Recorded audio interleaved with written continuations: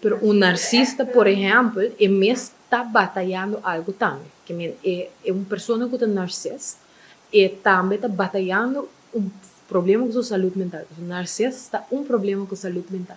Que está uma enfermidade mental. Então, gente que está narcisista tem uma enfermidade mental. Que está, mesmo coisas que tem ansiedade, tem depressão, narcisista também está de problema na saúde mental.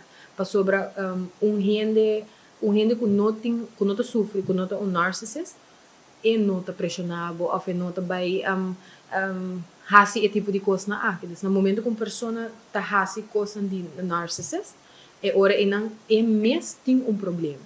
Que nós não por visa que narcisista, não está quita narcisista de saúde mental, não, está um problema de saúde mental que a pessoa está assim. Narcisista é pessoa por hobby impulsivo,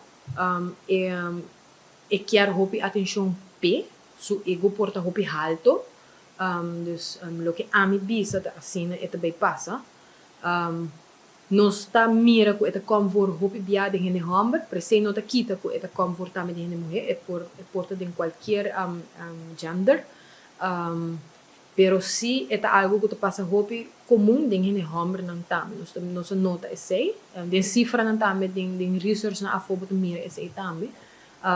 Pero se também sintoma não que é assim, é sinto que ele quer ter poder de mandar ou comandar, desse é algo que nós mira hobby, de indicação de narcisista.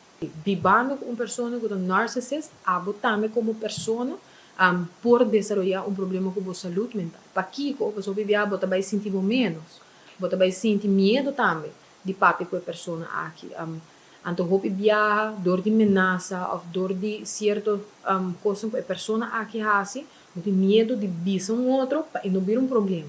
Então, nós temos esse algo que passa hobby, que a pessoa não está, nós podemos mirar essa aqui tem problema de violência relacional, porque mira que esse algo que por como for hobby viaja. E gente para eu não sabia se por tá comportar a pessoa que queda aguanta bater, ou tudo golpe, não, tudo abuso tanto tempo, pero nós não está para quieto, não pensa, ameaça não que está batendo, força que ela perde para lutar.